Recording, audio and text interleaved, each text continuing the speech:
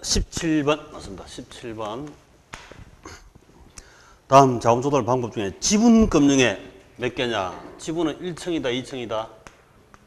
1층 지분금융. 자, 공모연 정자 맞죠? 1층. 주택 상환 사채 2층. 본드는 사채. 그 다음에 자산 유동화 증권 ABS, MBS 다 이자죠, 이자. 이자 주는 거니까 이자 주는 것은 배당 주는 것은 1층이지만 주식이지만 이자 주는 것은 당연 부채증권입니다. 이건 경제적 관계에서 이렇고 우리 법에서나 또 배당하는 거하고 좀 차이가 있습니다. 그 다음에 신디케이트 배당이지, 조인트 벤처 배당이죠. 결과 과실로 보니까 그래서 3개이다. 3번이 답. 자, 18번은 하지 맙시다. 의미상실. 옛날에 우리 15회 시험이 역대 최고 어려웠는 아예 막 살인적인 시험 문제였어요. 어마어마하게 어렵습니다. 그때 만든 문제들이 이런 식이라. 근데 지금은 그 유형이 좀 안 맞기 때문에 제끼도 상관없습니다. 자, 19번. 다음 부동산 개발 방식에 관한 설명이다. 가장 옳은 것은 자, 1번. 등가 교환 방식은 토지 소유자가 토지를 제공하고 개발업자가 건축물을 건축해서 그 기여도에 따라서 각각 토지 건물 지분을 공동 소유 가지므로 토지 소유자와 개발업자 간에 수수료 문제가 발생 안 한다. 공동 소유는 수수료 주는 게 아니죠. 지주하고 개발업자 해서 서로 같이 등가 교환 공동 소유니까 수수료 뭘 필요 있습니까? 그래서 이익은 같이 공유한다 이렇게 하면 되지. 틀렸고, 그 다음 2번. 사업위탁 방식의 사업은 수탁자 명의로 행해진다. 땡. 틀렸죠. 신탁 개발업자 행위로 해지는 거고 위탁은 아닙니다. 틀렸죠. 개발 지분은 토지 소유자가 모두 가진다. 수수료 주니까 이익은 당연히 소유자가, 지주가 가지죠. 개발업자는 사업 수행에 따른 수수료 받는다. 뒷말은 맞네요. 그래서 틀렸습니다. 3번. BTL, 빌더, 건설하고 트랜스퍼, 소유권 이전시키고 그 다음에 리스로 받는 거다. BTL, 순서로. 자, 사업 시행자가 시설을 준공, 빌더 하여 그 다음 소유권을 보유하면서 시설 수익을 가진 후 운영해 먹고 오네, 오. 그 다음에 시설 소유권을 국가 지자체에 트랜스퍼 이전시킨다. 국가 지자체 특정 소유를 받으면 BLT입니다. BLT. 순수가 바뀌었다. 그래서 X. 4번 신차지 방식. 개발업자가 토지를 임차해서 개발하는 방식으로 계약기간 중에는 소유자에게 지대 임차료를 지급하고 계약기간 종료 시점에 토지 건물은 무상으로 반환된다. 땅은 임차했으니까 그냥 줘야 되지만 건물은 자기가 건축해서 차량 정비소를 사용하다가 팔아야 됩니다. 우리 지상물 매수 청구권 이런 게 있잖아요. 미국에서도. 그런 유사하게 신차지라는 게 이게 신차지. 이 도로 옆에 땅이 멋진 땅이 있습니다. 이 땅이 있으면 이 땅을 임차해서 씁니다. 임차. 신차지. 그냥 이 땅만 임차하면 그대로 이 임차 그 땅만 쓰고 주는 게 보통 임대차인데 여기다가 건물을 건축해가 차량 정비 사업으로 운영해 본 거예요. 그러나서 임차 기간 끝나고 나면 신차지 기간 끝나고 나면 건물 토지 지주한테 돈을 줘야 되잖아요. 지주한테 돈을 줄 때 건물은 멀쩡하게 투입한 돈이 많이 있거든요. 땅은 그냥 돌려줘야 되지만 건물은 돈 받고 팔아야 되죠. 그래서 다르다 이 말이죠. 이게 신차지라. 신차지. 땅을 임차해가지고 그 후에 자기 임차인이 건축해가 이용하다가 넘기는 겁니다. 그게 신차지란다. 옛날 이런 시험 잘 났지만 요즘은 별로입니다. 일단 신차지 방식 있다. 5번 대규모 개발 사업에서는 사업 자금 조달이나 기술 보완 등으로 위해서 법인 간 컨소시엄 구성할 수 있는데 사업은 안정적이지만 문제가 발생할 경우 법인 간의 채권 회피 현상이 발생하더라. 컨소시엄은 아주 거대 사업에 여럿이 모여서 하기 때문에 책임 소재가 어려워지겠죠. 여럿이 하면.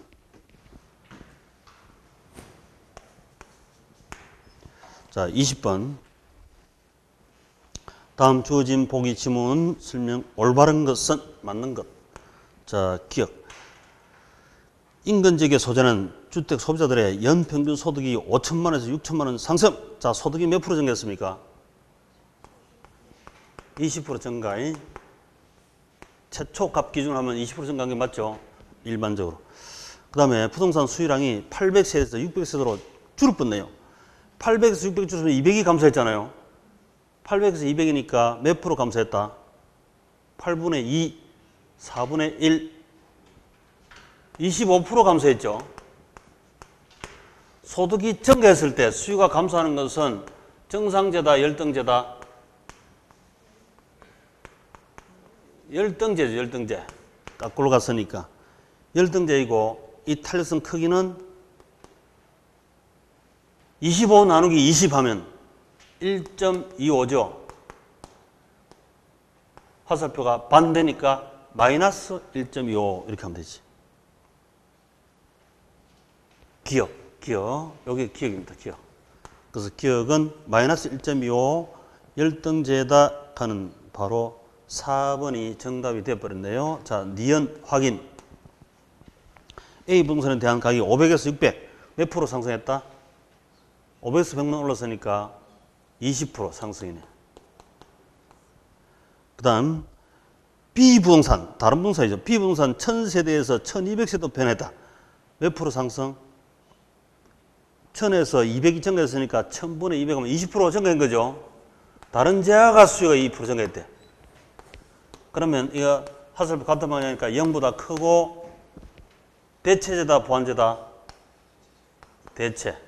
그렇지, 대체. A제 비싸니까 A제 안 사고 B제, 다른 B제를 더 사게 돼서 대체, 다른 대체제. 그럼 대체 탈도는 플러스 1이죠. 같은 방향이니까.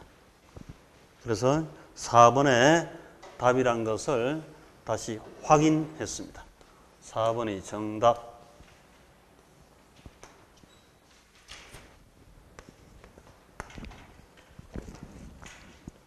자, 21번. 다음은 입지 이론에 설명한 것이다. 옳은 것은 자, 1. 튀넨의 농업 입지론에 의하면 토지 이용 양태는 농산물의 경작 농산물 수송비입니까? 생산비입니까? 튀넨은 수송 차량 운전기사 이름, 수송비. 요놈만 잘 보시면 됩니다. 틀렸죠. 그 다음에 2번. 랠리의 소멸력 법칙에 A도시가 B도시보다 크다면 상권 경계점은 A도시다, B도시 가까이 있다. 작은 도시, 작은 점포, 상권 경계점, 큰 버스는 작은 도시 옆에 있다. 틀렸습니다. 그 다음에 3번. 허프의 중심지 이론에서 소비자 가장 가까운 곳에 상품을 선택하는 경향이 있으므로 적당 거리에 고차원 중심가 있어도 인근 저차원 중심으로 가버린다. 기아이면 고차원하고 논다, 저차원하고 논다. 고차원하고 놀아야죠. 틀렸다. 그 다음에 넬슨이, 넬슨, 내 손 잡고 우리 가게 모자 사고 옆에 가게 신발 사세요. 자, 소비 입지론의 점포 입지 8가지 원칙을 제시했는데 그건 알 필요 없고 이 중에서 고객, 중간 유인이 강조된 게 아니고 양립성을 강조했다. 양립성을 엄청 강조했습니다. 그래서 우리 가게는 모자 가게 같으면 옆에 양립하는 가게는 모자 가게보다는 신발 가게 옆에 있어야 되겠죠. 응? 나는 등산 모자를 팝니다. 그 옆에 신발 가게 있으면 같이 내 손 잡고 옆 가게 다시 안내해서 한 세트를 사갈 수 있도록 양립성이 강조됩니다.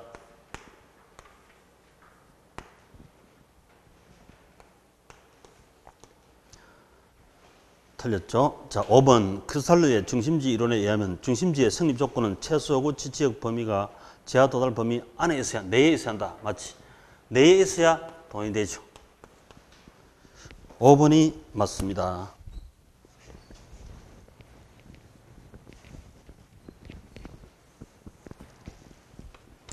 자, 22번.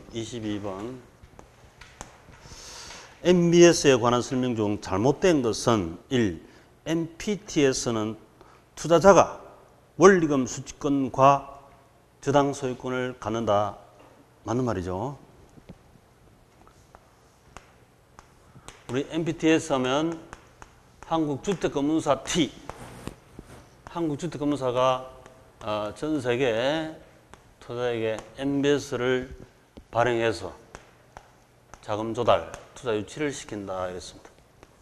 그래도 우리 시험은 투자자가 권리를 가지느냐, 바로 MBS를 발행하는 발행기관이 권리를 가지냐, 이걸 가지고 계속 시험 나온다 했죠. 은행부터 모기지 풀 3천억을 샀다. 모기지는 원리금 수취권, 저당 소유권 두 가지 권리가 있다 그랬습니다.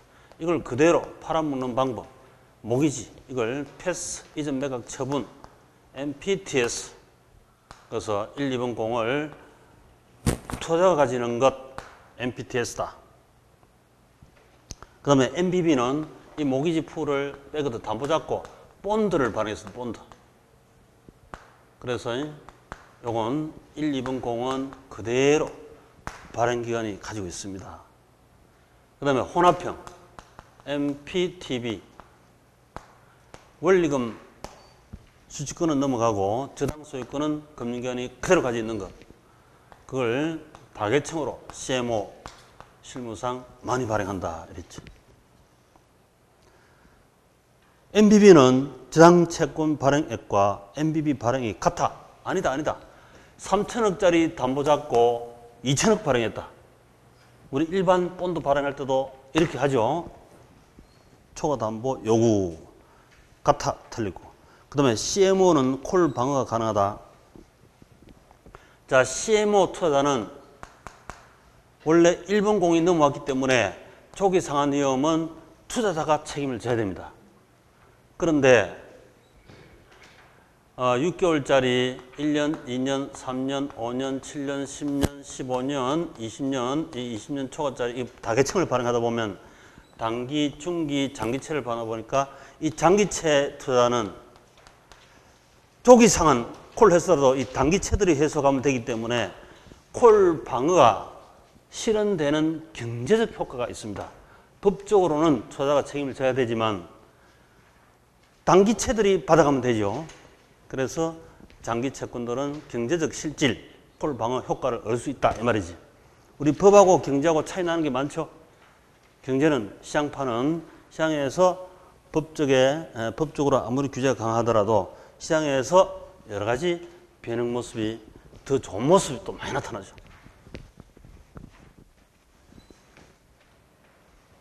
MPTB, 이체증권, 저당채권, 혼합이다. 메자닌 금융처럼. 그 다음 CMO, 발행기관이 최초 주택장 집합물 소유권, 저당권을 가집니다. CMO, 2번 공은 발행기관이 가지고 있다. 맞는 말이지. 그래서 이 부분이 좀 어려운데 하여튼 한 문제 무조건 나온다지. 한 문제 나옵니다. 한 문제 나옵니다. 그런데 이게 중요한 스토리를 안고 있죠. 응? 비트코인 나온 요인도 알 수 있고. 더 빅쇼트 켰어요. 영화로도 나왔고요. 우리 서프라임 모기지 잘 아십니다. 그 사태로서 나온 거다.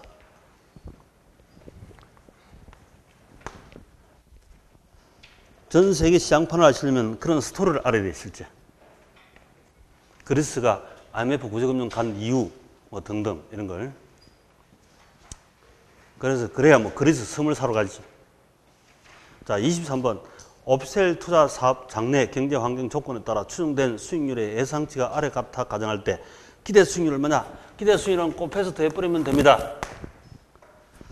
자, 20%, 50%, 30% 앞에다 점 찍으면 되죠. 점 찍어 보면 되죠. 점. 그래가지고는 4%, 8%, 12% 곱해버리면 되니까. 자, 곱해버리면 2, 4, 8, 0.8이고 요거 3, 8, 24, 2.4고 요거는 3.6이고 그 합치면 답이다.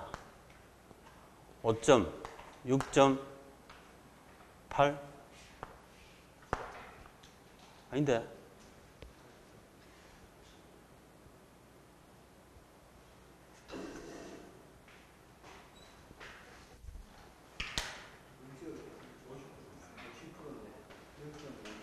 아, 0.5인데 0.3으로 했다. 58, 40, 이게 4%다, 4%. 그러면 이제 8점, 요 합치면 7, 8.4%. 그래서 3번 답. 계산형은 잘못 풀면 답이 없으니까 다시 확인하면 되죠. 그래서 한 번만 곱해서 더하면 된다.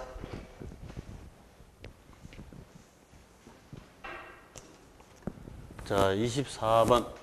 화폐 시간가치 설명. 옳지 않은 것. X. 1번. 매년 100만 원. 연금을 알죠.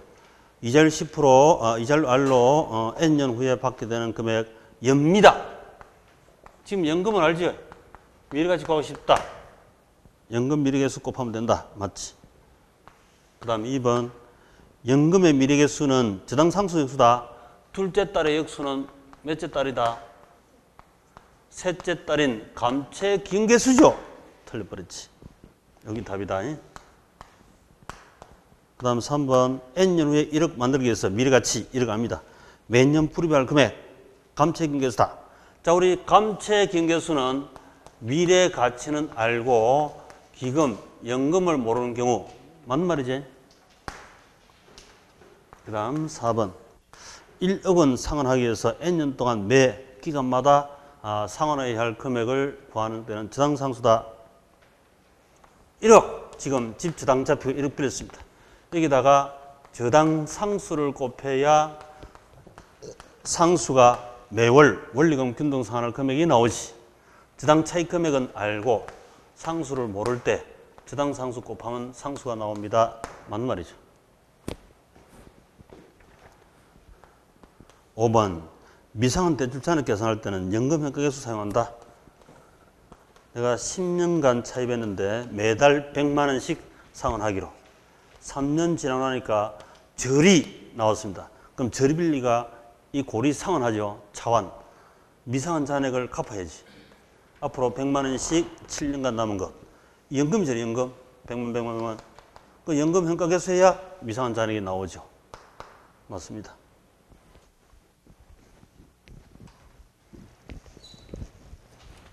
중도 미상한 잔액 구한다. 그것도 시험 잘 나오죠. 자, 25번. 다음 제시된 자료 설명 틀린 것은 무조건 T자 3개 넣으면 되죠. 3개. 자, 원본. 제일 큰 돈 자산이 얼마다? 5억이 제일 큽니까?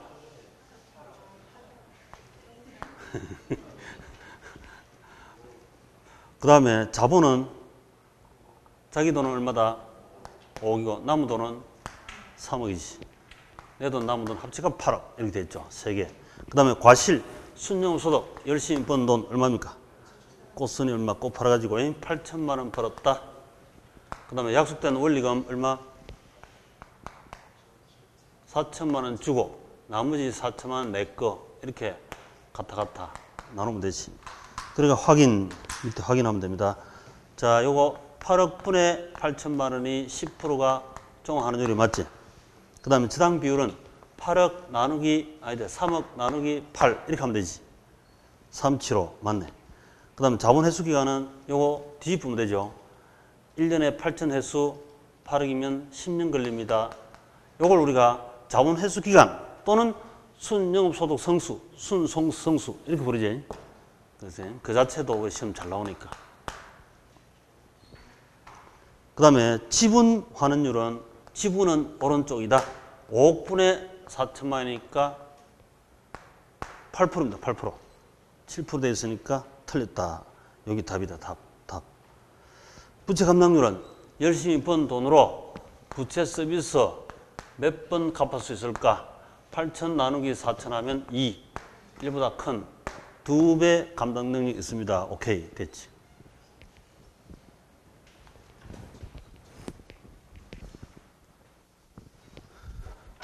그래서 무조건 자산, 부채, 자본, 자산, 과실, 부채, 과실, 지분, 과실 3개 해서 그대로 푸시길 바랍니다. 또 우리 59페이지 요약집에 식으로 공식으로 암기하지 마시고 T 논리로 현금 흐름 논리로 꼭 잡아두시기 바랍니다.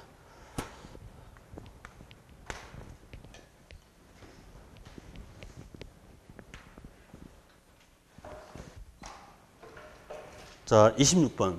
다음 부동산 개발 관련 옳은 것은 옳은 것. 자, 1번 수복 재개발. 기존 시설 확장 개선 또는 새로운 시설의 첨가. 이건 수복이 아니죠. 수복은 우리 경주처럼 경주에 가면 수복. 술 있죠, 술. 경주, 노후, 불량 요인만 제거하는 거. 그렇죠? 그래서 경주처럼 노후, 불량 요인만 제거하는 게 그게 수리 복구, 수복 재개발입니다. 수복 재개발. 인도 같으면 계량 재개발. 자, 2번. 부동산 개발 타당성 분석은 개발 주체가 행하고자 하는 새로운 개발 사업에 대한 분석으로 국한되면 기존 개발 사업에 대해서 행할 필요가 없다. 알아야지. 과거보다 더 발전된 것. 우리가 아파트를 앞으로 혼자 기둥식 리모델링 하려면 기둥식으로 아파트 건축해야 됩니다. 이런 반성을 하게 되죠. 벽식으로 해가 리모델링을 지금 못하는 상태라고요. 못 건드리. 벽을 무너뜨려 버리는데 기둥이 있으면 기둥 싹 놔놓고 리모델링 하면 되잖아요. 그 기둥을 내뚫을 기둥이 없으니까 리모델링이 안 된다니까. 과거를 훑어봐야지. 3번. TDR에서 개발지역과 보전지역으로 인위적으로 구분함으로써 발생하게 되는 효율성 문제가 형평성 문제입니까? 형평성이랬죠. 틀렸고. 그 다음에 4번 성숙도는 개개의 택지에 대한 개념이고 통상 동일 택지는 용도가 다르더라도 성숙도 차이가 없다. 동일한 주상공 택지라도 주택은 빨리 질 수 있는데 공장은 아직 멀었다. 뭐 이런 게 있잖아요. 성숙도가 다 다르죠. 틀렸습니다. 5번 신도시 개발은 개발 규모가 작고 개발 밀도가 낮을수록 자연에 대한 친화력이 높아지고 거주민들의 소속감이 높아지는 경향이 있다. 그렇겠죠. 신도시.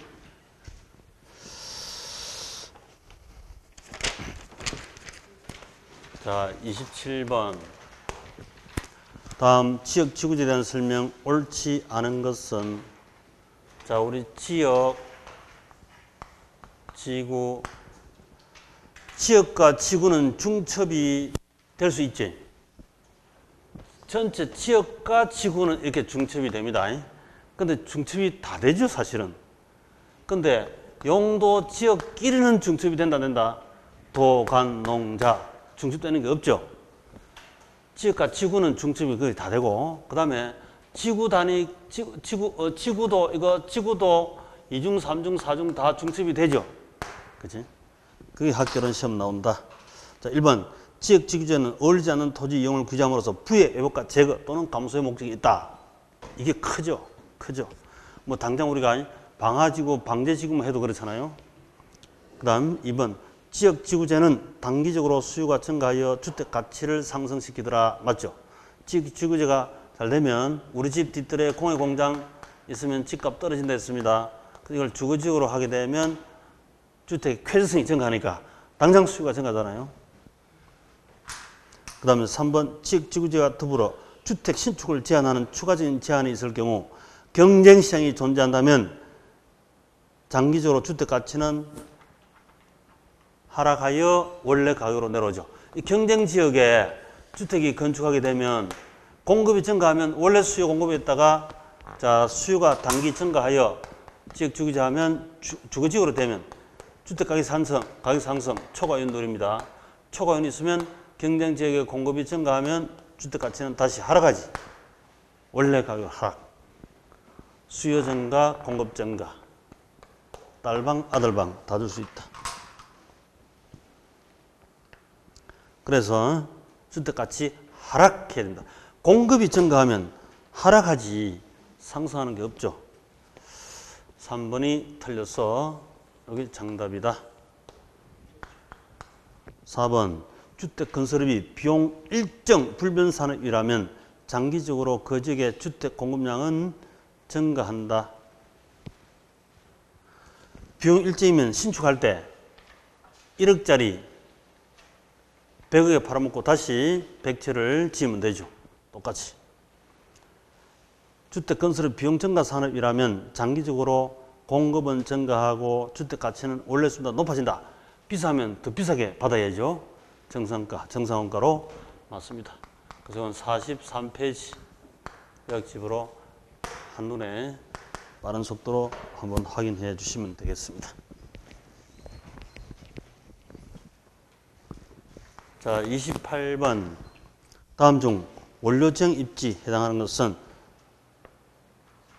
중량 감소 산업은 맞네. 무거운 쪽에 중력 당기는 쪽으로 원료지형 입지해야 된다. 맞습니다. 보편 원료는 원료 수송비는 안 드니까 바로 이 시향지형 입지를 해야 되고 원료 지수가 1보다 적으면 가벼우니까 시향지형 입지를 해야 되고 입지 중량이 2보다 적으면 역시 원료가 가볍다는 뜻이니까 시향지형 입지.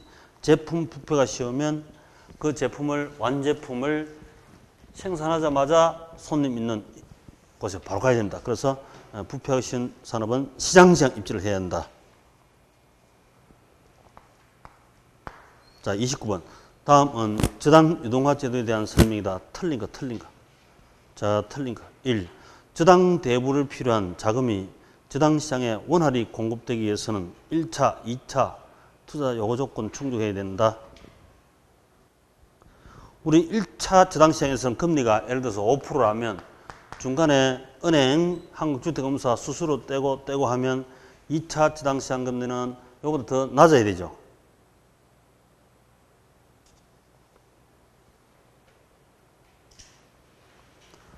근데 이 반대로 돼 있어.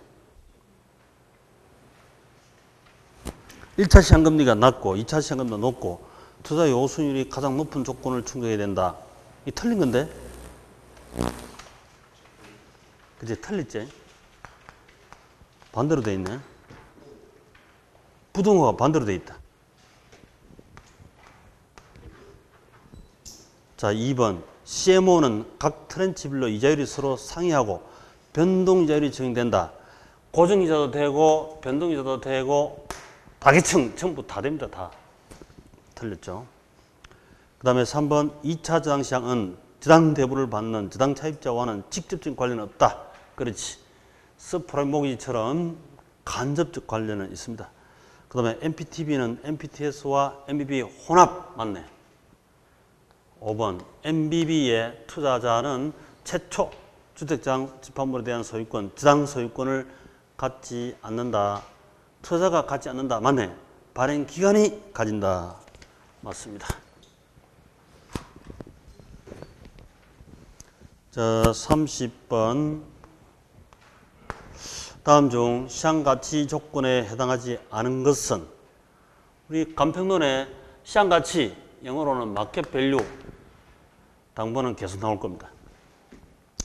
이거 우리 이 시장에서 이 상가를 예를 들어서 평가하려면 통상적 시장, 대상 물건의 시장성이 있는 물건, 또 통상적 시장이어야 하고 또 출품 기간의 합리성, 거래의 자연성, 당사자, 정통성 이런 흐름이 우리 완전 경쟁시장 요건 경제론에서 대동소이하다 이랬죠. 그런데 3번에 있는 합리적이고 합법적이고 이거는 우리 채유효 이용할 때 합리적, 합법적, 채택 가능성 그때 쓰는 거죠. 그래서 통상적 시장, 출품기관의 합리성, 거래 자연성, 당사자의 정통성. 한계가 없네요. 한계는 뭐다? 대상 물건의 시장성. 이거 하나 빠있네. 5개, 손가락 5개. 3번이 X. 자, 오늘 이 정도로 하시고 다음에 보강하면서 추가